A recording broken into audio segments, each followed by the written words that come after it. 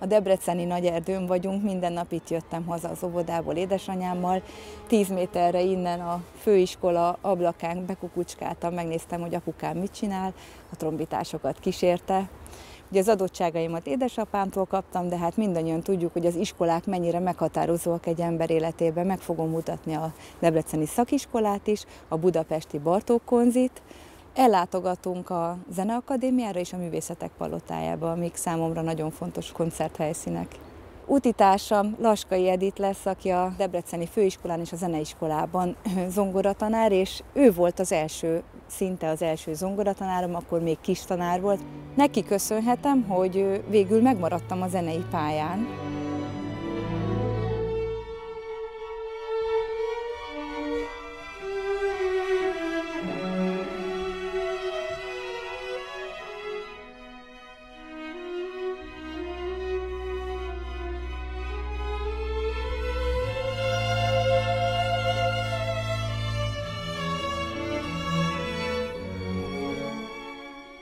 Nem tudom, hogy emlékszel-e rám, mikor én 7 éves voltam, és megkezdted a gyakorlati tanításhoz tartozó hospitálást, amikor még csak ott kell ülni a zeneiskolában, igen, és figyelni, hogy az idősebb tanárok hogy tanítanak, és ott a gyerekekkel hogyan bánnak. Olyan édes voltál, mert nem is a rendes tanárodat figyelted, hanem állandóan kikukucskáltál, és mindig mosolyogtál rám. És én bennem az maradt meg ebből, hogy amikor téged néztelek, akkor eldöntöttem, hogy tőled akarok zongorát tanulni. És akkor ugye mondták, hogy hát nem lehet, mert már nekem van zongoratanárom. És azt tudom, hogy én otthon mondtam az anyukámnak, meg apukámnak, hogy vagy hozzád fogok járni, vagy akkor én nem járok egyáltalán. Tényleg itt a főiskolánál minden nap elsétáltam, itt jártam óvodába, ott laktunk, itt most a Nagyerdőről van szó. Nem tudom, hogy az alaksor-e, vagy minek hívják, de itt vannak a részfúvós tantermek. Igen. És az édesapám korrepetitor volt a trombitásoknál, a kürtösöknél, harsonásoknál, énekeseknél.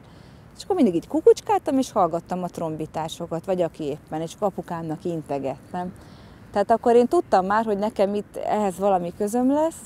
Én soha nem jártam ide, de van egy nagyon szép emlékem, ez is ugye 7 éves koromban, hogy én itt ennek a Nemzeti Főiskolának a nagy termében felléptem. Az volt az első nyilvános fellépésem, és a Clementi Szonatinát játszottam el, még erre is emlékszem, és akkor az nagyon jól sikerült, én nagyon boldog voltam, kis sámli a lábam alatt. 20 évvel később pedig vezényeltem itt egy oratóriumot. Nekem meg még egy olyan emlékképem van, amikor diplomáztam, és kis fehér ruhában, mint egy kis angyalka, és jöttél egy nagy csokor virággal, és annyira tündér voltál, és jöttél ki a színpadra, és gratuláltál nekem. Nekem is nagyon sokat számít a tanári pályámon az elsők, tehát hogy kiket tanítottam, hogy ők is milyen élményt hagytak bennem. Gondolom neked is adott egy önbizalmat, hogy én voltam az első. Hát hogyne.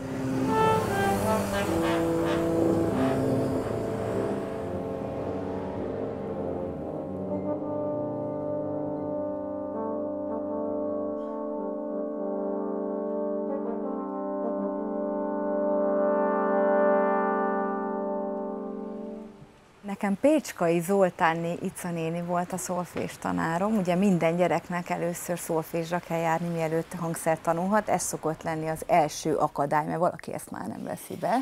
Az egy kardinális kérdés, hogy ki a szolfés tanár. Mert az, hogy valaki megtanul egy hangszert, vagy zenész lesz-e, az nem annyira fontos kérdés, mint hogy a zenét szereti-e. És azért az elég erősen a szolfézson múlik, és hát ő egy zseniális tanár volt. És azóta is abból élek, hogy a fülemet kipucolta Ica néni.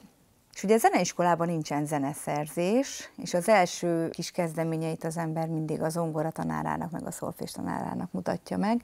És én nagyon szerencsés voltam veletek, mert minden kapaszkodót és fogódzót megkaptam ahhoz, hogy én ezt folytassam. Hát akkor még ugye úgy készültem, hogy zongorista leszek, vagy hát én ezt nagyon szerettem volna.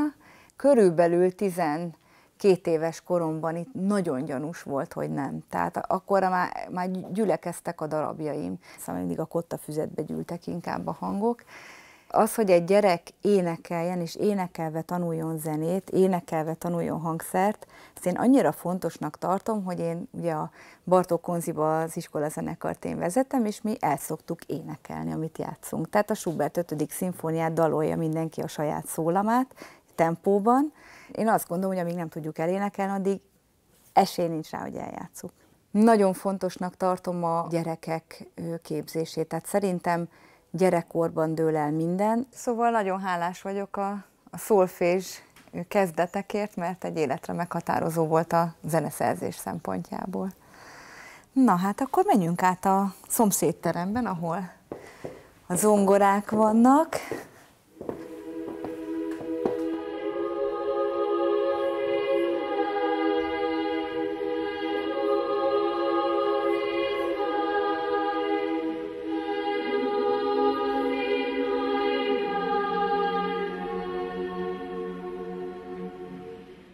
Ugye teljesen hagyományos módon tanultam a zenét, tehát ahogy a nagykönyvben meg van írva, a zeneiskola, a szakközépiskola és ugye a zeneakadémia. Én az a típus voltam, hál' Istennek, akinek pont ez kellett. Akinek borzalmasan kellettek a keretek. Tehát én attól éreztem magam biztonságban. Borzalmasan szétszórt voltam, és fogalmam nem volt, hogy milyen nap van, hány óra, és nekem hol kéne éppen lennem, kivel. Nagyon közel van ide ez a Simon Fiemé zeneiskola, és itt van a Református Tanítóképző Általános Iskolája, itt kezdtem a tanulmányokat, és akkor ott hát mindig a homokozóból szedtél ki. Jöttél értem, és akkor Iluska, és akkor kiszedtél, megyünk zongorázni. Jó. Hát mert belefeledkeztél mindig, annyira beleélted magad, amit éppen csinálsz, de jártál balettezni is. Igen. Ugyanígy Igen. a játék, ugyanígy a zongora, tehát éppen amit csináltál, azt mindig olyan odaadással. Így van. És ezért volt az, hogy eltűnt az idő. Nem gondolom azt, hogy mindenkinek ez a jó, de nekem nagyon jó volt ez az iskolarendszer, hogy szabályok voltak, hogy pontosság volt. Most már én is így 40 éves koromra beleszoktam, tehát mindig ott vagyok a munkahelyemen, nem hiányzok, minden órámat megtartom, zenekaron ott vagyok, soha nem kések, mindenről listámban, Excel táblázatom van, egész felnőttesen élek, meg már ügyesen egyedül öltözök reggel. De muszáj is, hát van 2 gyönyörű gyereked. Így van, tehát fel kellett nőni, időbeosztás van, gondoskodnom kell egy másik emberről. Először a férjemmel, hogy megismertem, a Pétert, akkor változtam a legnagyobbat, és utána a legnagyobb változás az, amikor édesanyja lettem. Hát a zenének például ezt is köszönhetem, hogy nekem mindig volt egy egyenes életutam, egy ilyen kijelölt kis sárgaköves út, ami mindig csak egyet kellett lépnem. Ami itt a zeneiskolába folyik, az a mindennek az alapja. Ott dől el minden. Úgyhogy én nagyon tisztelem, amit csinálsz. Ennyire mélyen nem ismeri meg egymást 2 ember, vagy a tanító a diákot, mint egy zenetanulásban, ahol egy kudarc, egy sikerélmény, az rögtön kijön. Ugye meséltem, hogy gyerekeknek írok, van egy kis darabocska, amit eljátszok neked. Ez a Jancsi és Juliskából van.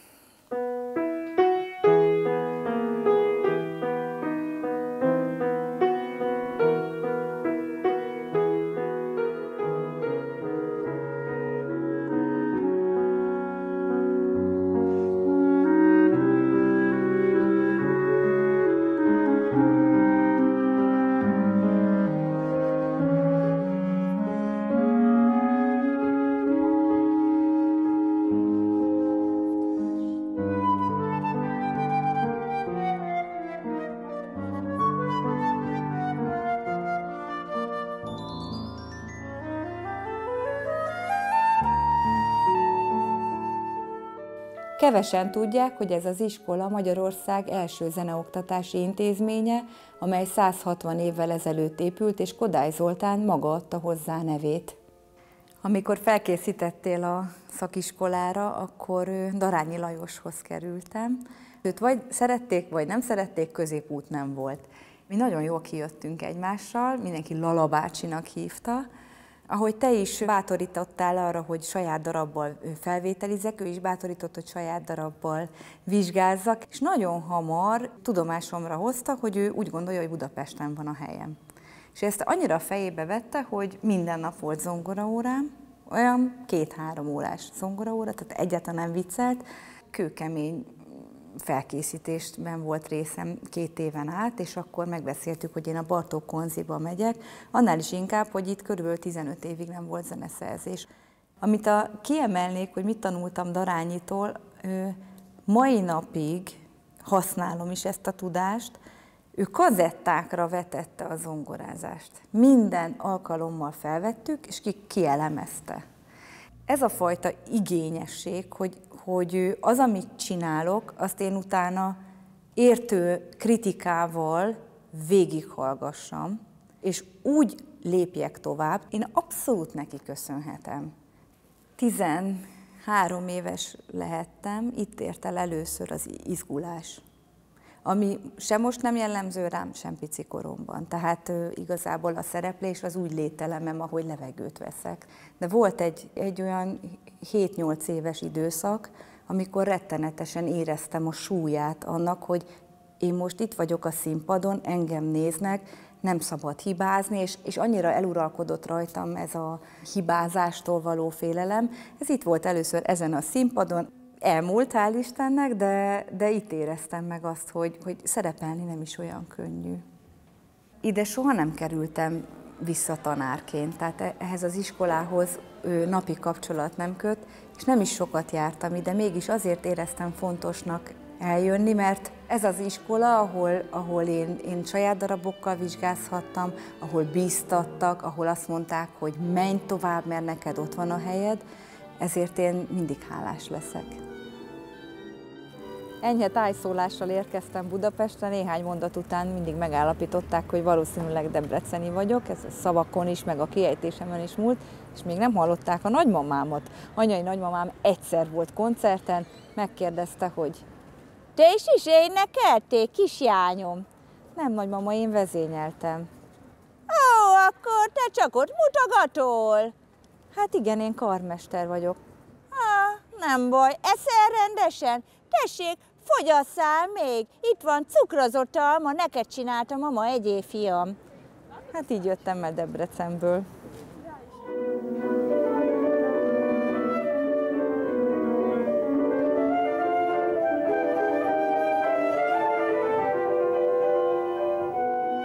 Édesanyámmal végig sétáltunk a Nagymező utcán, amikor legelőször jártam Budapesten, és így a Bartók Konziban is, és soha nem felejtem el ezt a tavaszi sétát, minden virágba borult, és nagyon lassan jöttünk.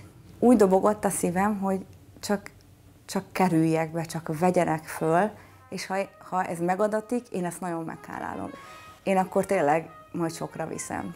Ez az érzés, ez 25 éve nem tud elmúlni. Tehát én minden nap, amikor ebbe az épületbe belépek, mindig azt érzem, hogy ezt én ajándékba kaptam a sorstól, hogy én itt lehetek. Tehát én azért csinálhatom azt, amit csinálok, mert én itt tanulhattam ebben az épületben. Itt olyan elődök voltak, olyan nagy mesterek, akiknek hát aranyba foglalom a nevét. Most ugye eljött az a pont, hogy én is tanár vagyok, hát most már 20 éve tanítok, és minden nap megkérdezem magamtól, hogy méltó vagyok-e rá, hogy én tudok-e annyit adni, amennyit én kaptam. Én itt zongora és zeneszerzés szakon végeztem, aki miatt tulajdonképpen följöttem, az Kocsár Miklós volt. Egész egyszerűen egy ilyen dolgos, iparos munkával megtanította a szakmára. Én azt annyira jónak találtam, ahogy ő tanított, hogy gyakorlatilag én ugyanezt csinálom, amikor én tanítom a zeneszerzést. Amikor a Bartók Konziban végeztem, akkor a Zeneakadémián tanultam tovább, és nagyon hamar tanári állást kaptam a Weiner szakiskolában. Tehát én ott kezdtem zeneszerzést tanítani, és megkaptam azt az ajándékot, hogy utána visszakerültem az iskolámba. Úgyhogy fájó szívvel, de megváltam a Weiner Konzitól, akinek én nagyon sokat köszönhetek, a tanári karnak, az első diákjaimnak, mert fantasztikus csapatom volt. És ez adta a lökést, hogy én merjek zeneszerzést tanítani, hogy ők bíztak bennem. Itt olyan lehetőséget kaptam, hogy rám bízták a szimfonikus zenekar vezetését is. Mielőtt itt tanítottam, én karmester kurzusokat tartottam külön. Most viszont van lehetőségem a karmester palántákat felkészíteni a felvételére, tehát ők is hozzám járnak. Úgyhogy hát itt ebben a teremben szoktunk gyakorolni.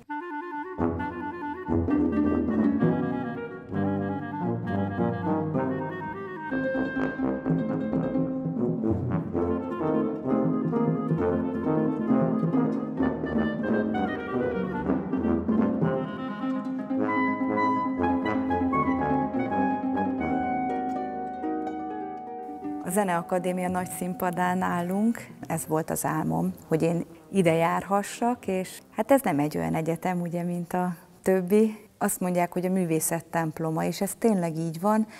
Már zeneakadémista koromban elkezdtem koncertezni, és körülbelül olyan 40-50 koncertet vezényeltem ezen a színpadon.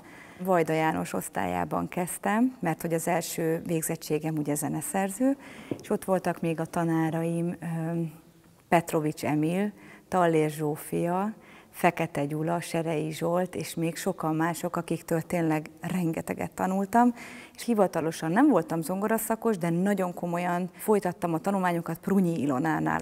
És akkor Zeneakadémián megalakult a Ventoscala Szimfonikus Zenekar a barátaimból. Az volt a nagy szerencsém, hogy mikor én már felvételizni tudtam a karmesterképzőbe, akkor már engedték, hogy lányok is járjanak, mert hogy sajnos előtte több évtizeddel ez ki volt mondva, hogy nőket nem fogadnak a karmesterképzőbe. A karmesterségben én rögtön komfortosan éreztem magam, tehát ebbe külön nem érvényesült ez a teljesítménykényszer, hanem azt éreztem, hogy de hát ez nekem megy, én ebben jól érzem magam. Simonovhoz jártam 5 éven keresztül, ő ingyen tanított engem. De kurzusokon? Kurzusokon, bizony. És külön is foglalkozott velem a kurzuson kívül, és utána, amikor már ide felvételiztem a karmesterképzőbe, hát addigra nekem már rengeteg koncertem volt karmesterként. Már az eleve 10 év volt, így a 2 szak, és utána még 2 évet végeztem, úgy hívják, hogy mentorképzés, ezért tudok a Bartók Konziba gyakorlatvezető tanár lenni. Igazából én ide jártam legtöbbet, ugye 12 év, tehát ez nekem igazán egy ilyen otthon. Nagyon-nagyon-nagyon szeretem. Karmesterképzőben Gál Tamás és Ligeti András voltak a tanáraim, illetve Medvecki tanár úrhoz operakor repetícióra jártam. Nagyszerű érzés, hogy most már a növendékeimmel térhettem vissza erre a színpadra, hát még Bartók Konzis koromban 16 évesen énekeltem itt először a kórusban, Schubert misét. Tavaly, amikor a Nemzeti Zenede 180 éves jubileumát ünnepelte, akkor egy gyönyörű ünnepi koncertet adtunk itt. És itt állt fönt a kórus, itt pedig a zenekar.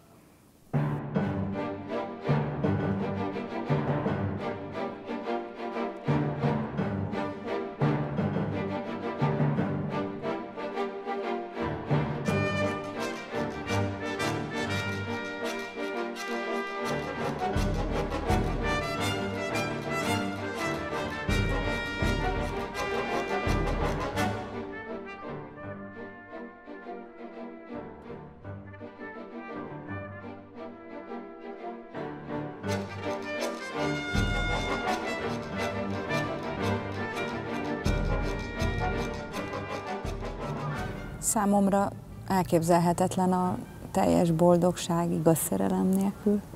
Kiimádkoztam a jó férjet, úgyhogy megismertem a Pétert, és tulajdonképpen kerek lett az életem. Nincs az a siker, az a muzsikálás, ami megadja azt a teljességet, amit az ember megkaphat, hogyha megtalálja a társát. Azért vagyunk itt most a Terész templomban, mert nekünk itt volt az esküvőnk 2014-ben, ahol te is itt voltál.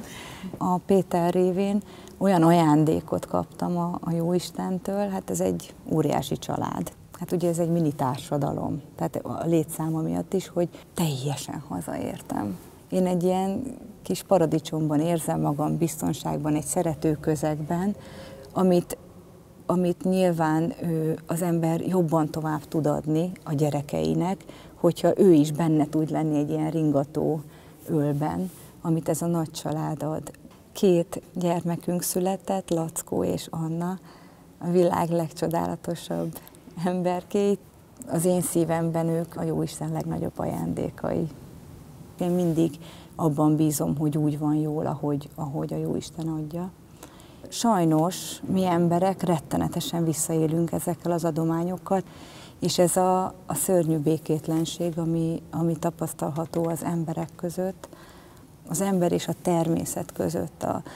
Egyszerűen annyira bánt, hogy úgy gondolom, hogy nekem is tennem kell azért, hogy jobb legyen a világ, ahogyan minden embernek tennie kell azért, hogy jobb legyen a világ. Én mióta megkaptam a családi boldogságot, én úgy gondolom, hogy ezt napi szinten le kell rónom, ezt a hálát, és ezért elkezdtem egyházi műveket komponálni. Nagyon szeretem írni ezeket a darabokat, mert én azt gondolom, hogy így tudok jól imádkozni. Tehát én így tudok a Jóistenhez beszélni. Most éppen egy olyan művet írok, ami egy béke mise, Missa da Pacem, és az a szándékom vele, hogy nagyon sok embert bevonva, közös erővel kérjük a békét.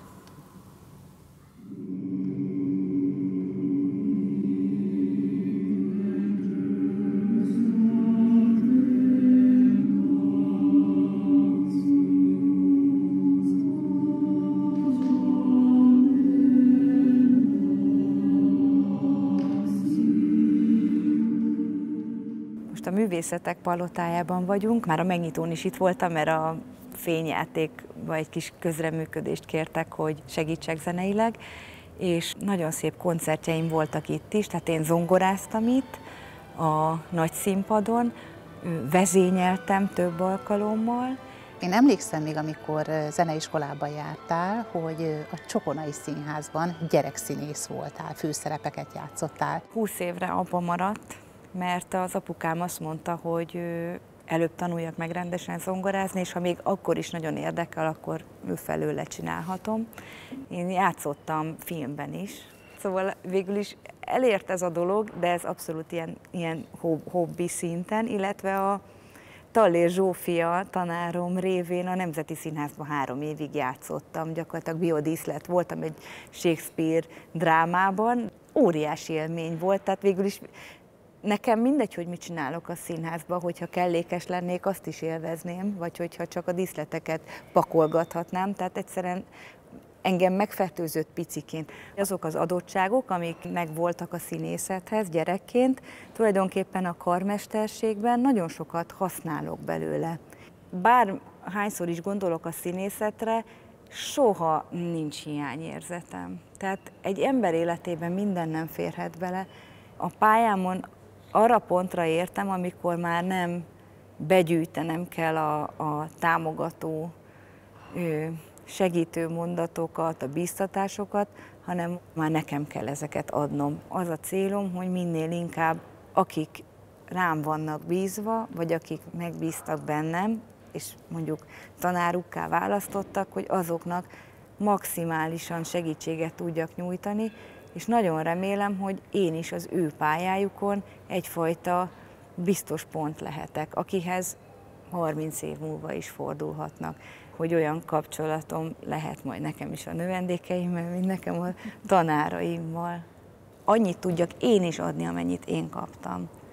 Vajda Jánostól, Csemicki Miklóstól, Tallér Zsófiától, Fekete Gyulától, Kocsártól. Petrovics tanár úrnak köszönhetem többek közt, hogy mertem karmester lenni, ott ült a próbáimon. Én ilyen akarok lenni a mostani 16, 18, 20, 22 évesek számára, aki észreveszem a tehetséget, és félre tudok tenni minden önös szándékot, és arra tudom az energiámat összpontosítani, hogy nekik segítsek. A saját zeneszerzői utamon elértem oda, hogy képes legyek egy operát megírni, hogy oratóriumokat, hogy az, amit eddig tudok, és összeért bennem a tapasztalat, azokat most már nagyobb formába tudjam önteni. Most már minden erőmet abba akarom tenni, hogy az a mondani való, vagy élettapasztalat, vagy amit sugallni akarok, az a legtökéletesebb módon a műveimben megvalósuljon.